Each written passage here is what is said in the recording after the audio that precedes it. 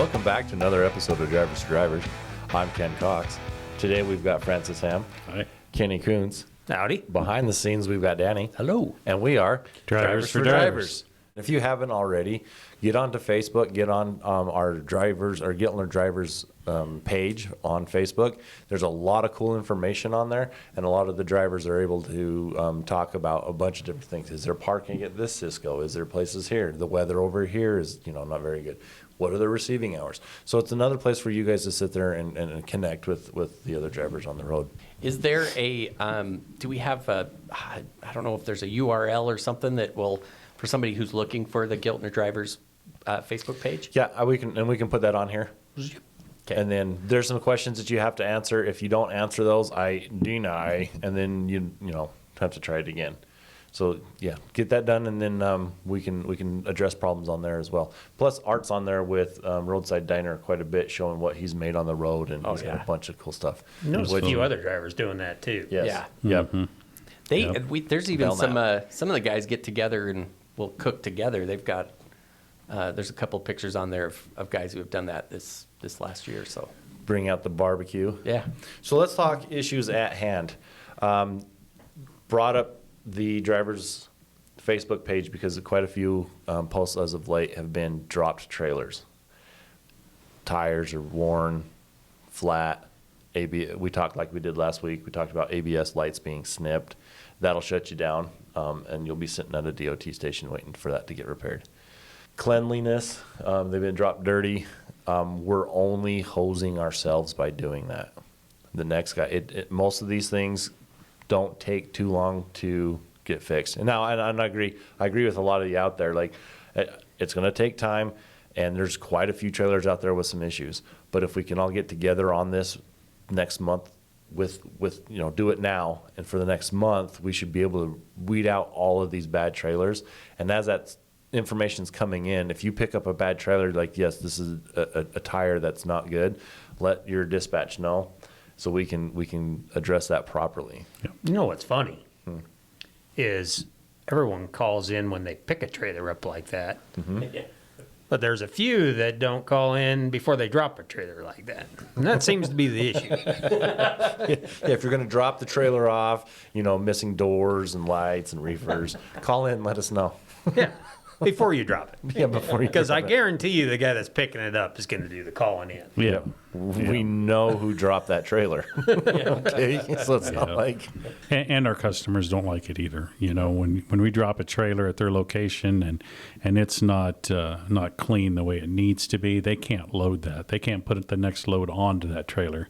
So somebody's going to have to go there and pick that trailer up and take it away, take it and have it washed and cleaned out, and then bring it back to get it loaded again. And that's just a big hassle too, So When you talk about trailer being clean, is it just the outside or No. just the inside? What's the? the inside has to be clean. And most of what we're hauling is food products. So if you would, I'll just throw it out there. Let's say you hauled a chicken load or something like that. Or maybe you had a bunch of wood on the floor from pallets that had broken.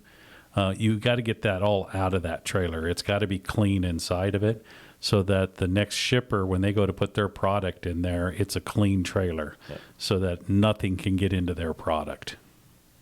I always had a battery-operated leaf blower with me at all times. Milwaukee. Yeah. They're only for like $40. Saves you most of the time from going to find a trailer washout.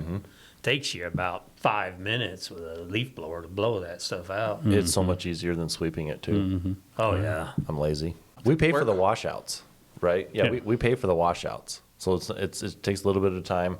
You're dropping it off for that next driver, and eventually, I'm hoping within this next month we're all on the same program. We're all doing the same thing. I mean, we'll all be taking care of each other that way. Yep. Well, it's funny because the reason that I imagine that people aren't washing or they're snipping lines or any of those things is because they're trying to save time. I don't have time to do this, but it takes a stitch in time saves 9. Literally, you're saving yourself time by doing these little things when they come up. Yep, in the long run. Yep, if that's forward thinking. Yeah. Yeah, for sure. Yeah. There was a couple other issues.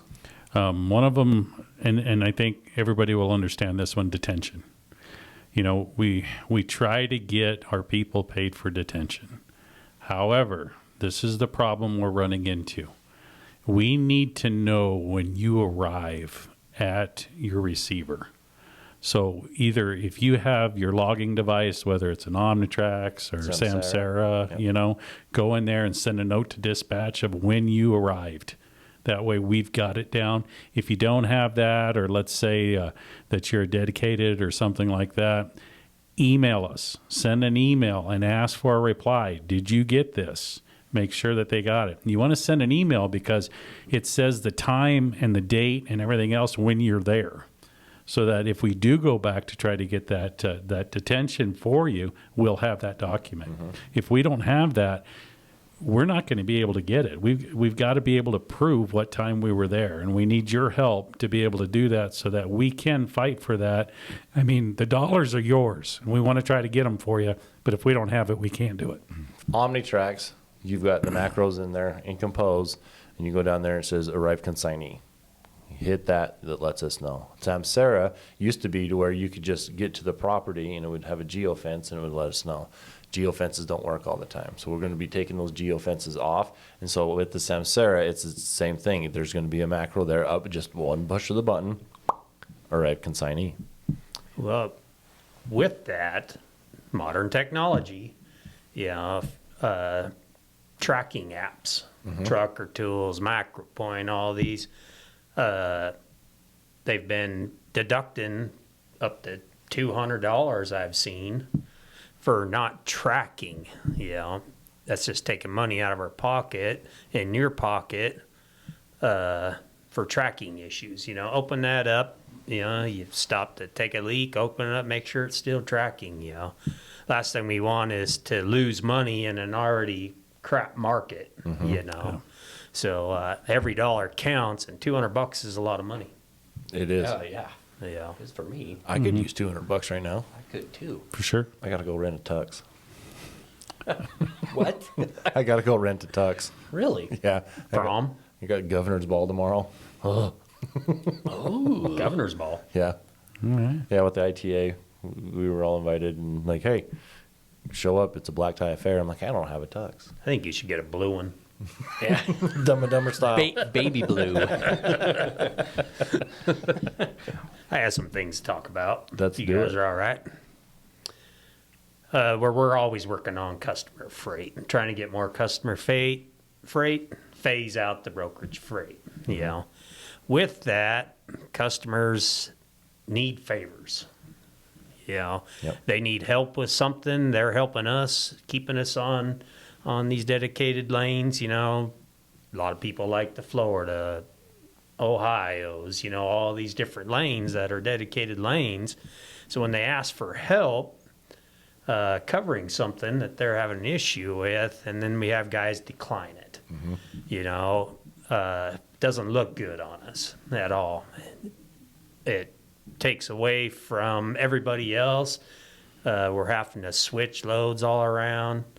A lot of times, too, we get a lot of declines here lately on some loads, and the planners are working to get you to areas. If you end up in an area that the freight ain't so good, they're trying to get you to an area where freight is good. So when you're declining these loads and then you're sitting, you're just wasting utility. I know we've talked last season about utility. But if a truck can't make $1,000 a day average, for every day he runs in the month, them sit days add into those.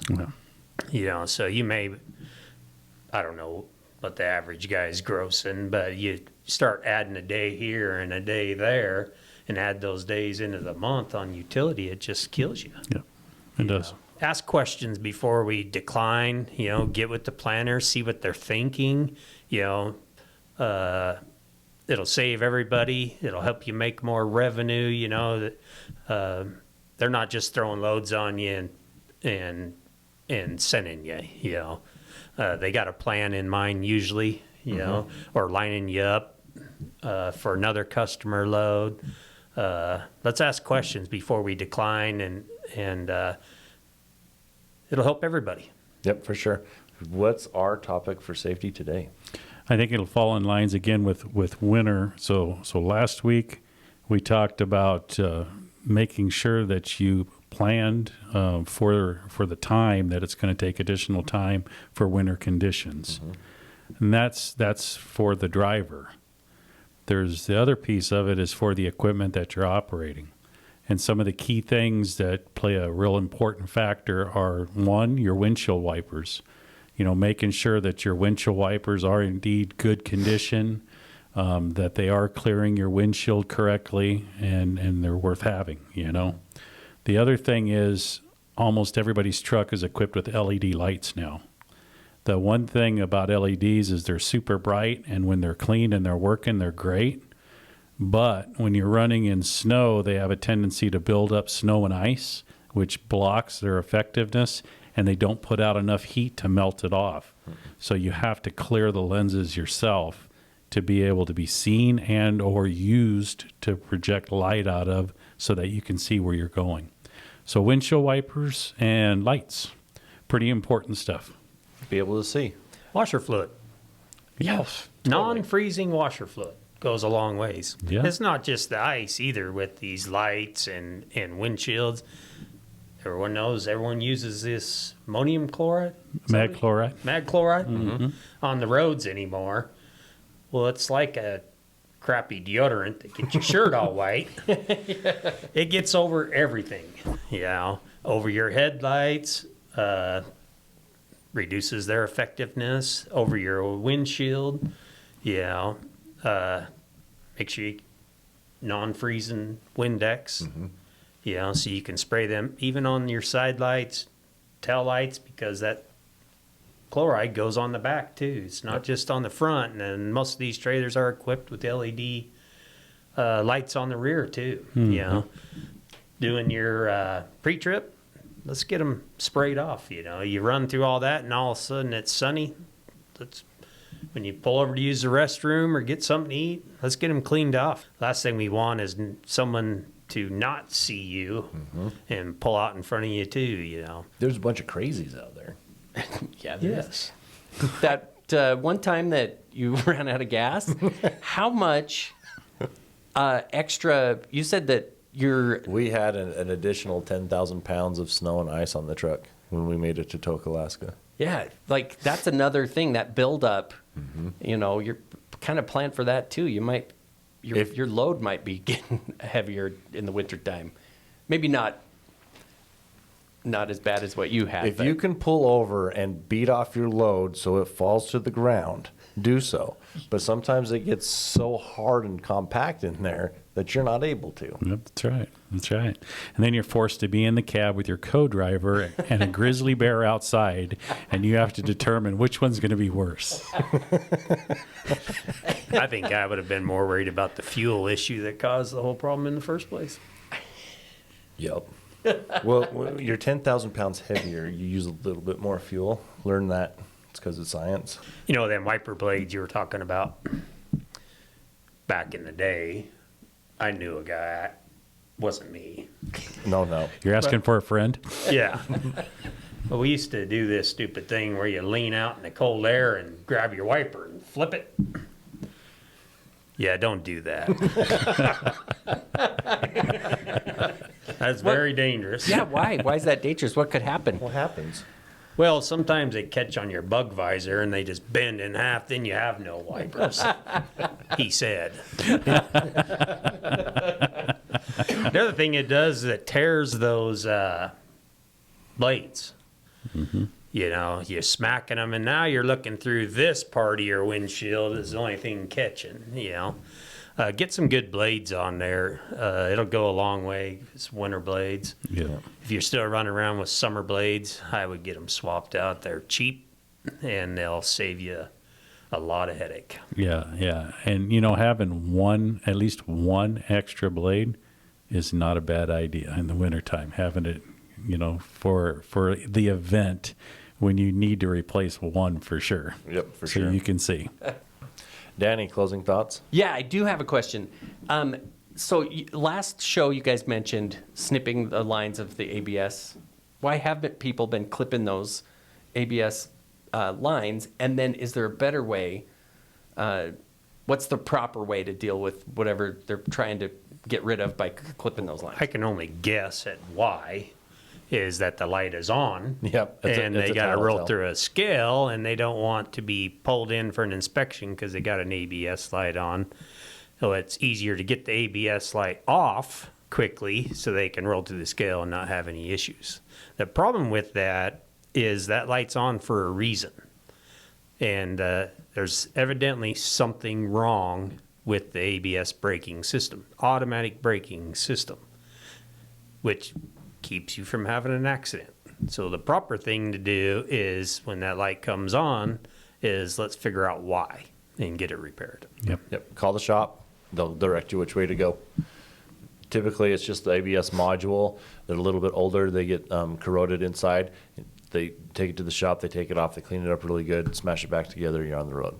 So do you do you pull in and they, to the DOT. DOT and get, let them know, they see that you have the light on and then you pull off and call in and are you just stuck If there? the light's on, the DOT knows there's an issue, same as the driver would. You'll get written up, and that's why they're clipping the light off. Oh, so you can, so your light comes on in between picking up the trailer and getting it delivered.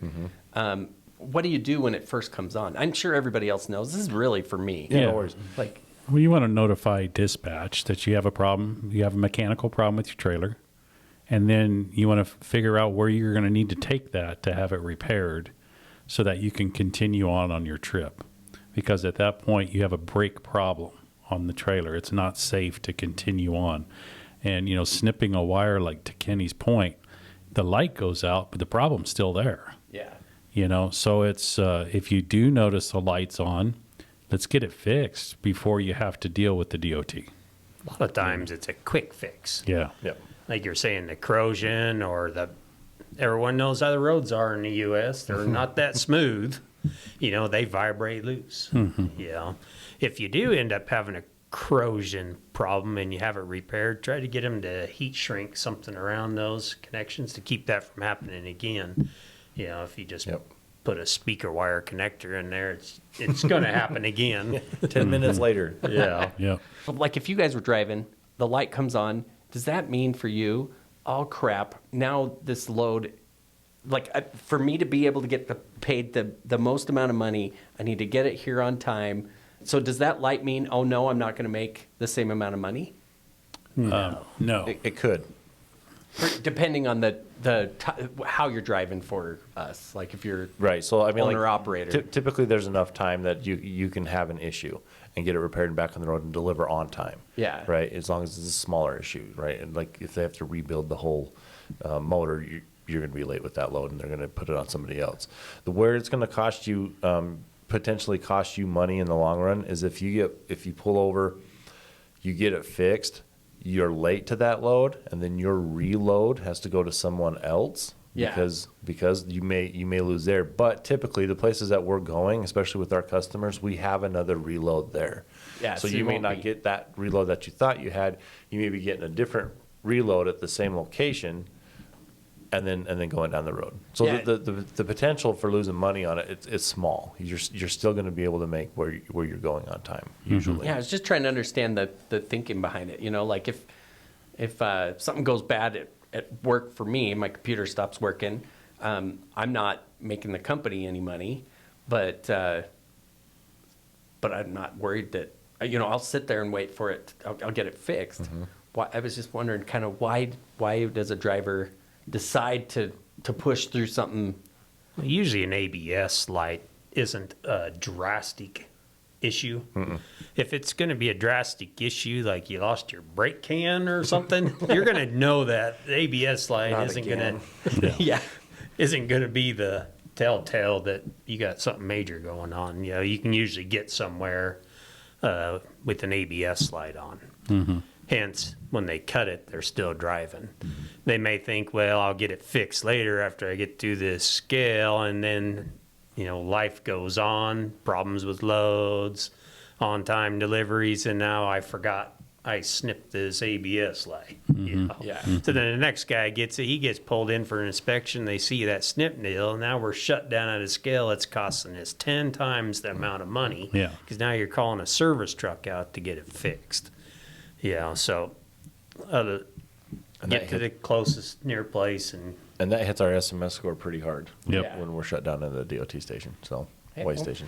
Dude, that helps me a lot. Just to kind of understand the thinking behind why do they'd what want they to do. cut. Like, is it I'm losing money? Is it that I'm dropping our DOT scores or our SMS scores? Typically, it's because, I'm gonna have to get it fixed, I'm gonna lose the next load, I'm gonna lose money, and that's Right. typically why people, drop dirty trailers or, cut the ABS lights, don't fix the tires, Yeah. that kind of stuff. or all these shops, you go to check into the shop 8 hours later to get in. Yeah. Seems to be quite the problem too. But with an ABS light, if you don't notice any problems, you just got the light on, we could stop at several different places to get fixed. It's not an immediate shutdown for an ABS light. Well, that's where you can lean on the shop as well. I mean, Yeah. you call the shop and say, hey, I have this ABS issue, or I have this tire issue, or whatever. This is where I'm at. Steve's going to go in there. He's going to look. He's going to, okay, we've got this shop. He's going to call. He's going to let them know that you're on their way. They're going to tell him it's an 8-hour project, or you're going to be waiting 8 hours. Can't wait 8 hours. So Steve's going to make multiple calls until they find somewhere that's along your route that's going to be able to get you in and out in a timely fashion. Yeah. That kind of That's goes with my closing thought is communication. Communication goes a long way.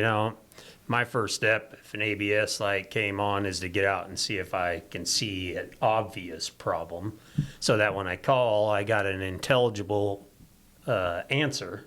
Because what's going to happen is the shop's going to go, can you check this? Can you check that? If you already have pre-done that and can't find the issue, and then he can find you a place to get into to get it fixed. Same thing with load planning and load rejecting and stuff. Let's communicate. We're all a team. We all work for the same company. Let's communicate with each other and help each other succeed. Yep, for sure. Comes all down to communication. Can we call this one communication? Communication. I'm here to communicate. I will reciprocate. Words are hard. Francis, closing words, thoughts? Yeah, communication, loads being turned down and stuff. I want to thank everybody who's out there pushing these trucks down the road on everything that you're doing, being safe. Definitely appreciate that. Our customers appreciate that. You do an amazing job. One thing I do want to point out, when you're running down the road and you're hauling all this freight, you really don't see what's happening in the background, in the back scenes in the office. And let me tell you, I've spent the last couple weeks in the office with the planners and stuff and listening to a lot of the phone calls that are going on. And kudos to the team, because they are not just accepting anything. They are talking to brokers. They're hammering them on the rates. They're pushing hard to get this stuff up. Dedicated customers, we're working with them. We're trying to get these trucks lined up and get them in there to get this freight hauled so that we can keep those good rates. This is the time of the year when RFPs come out. An RFP is basically when the customer gives you a full list of all their lanes, and we can look at that and we have to quote those lanes accordingly to be able to get that business. And, everything you're doing to be on time right now plays a huge factor in whether we can get that or not. The other piece of it is what our team in the offices are doing to make sure that we can keep the highest paying freight in front of you that we can possibly get. And they're doing an amazing job on doing that. So kudos to the team doing that. Kudos to you guys pushing this freight down the road. I think it's definitely a team effort, and I want to thank everybody for what you're doing. Rest assured, we're not trying to rely on any brokered freight. It's all hands on deck, constantly working with different customers, same customers we have, all the above to find freight out of those areas that's worth hauling. For sure. Well, we'll close it down. We kind of beat up on each other a little bit on this episode. Time to time, we got to do that. Put us back, reality check. This is what needs to happen. But we really do appreciate what you guys do out there. We want you to know that. You are our eyes and ears on the road. If you see something, say something. Thanks for everything you do. And thanks for making the better move. See ya. See ya.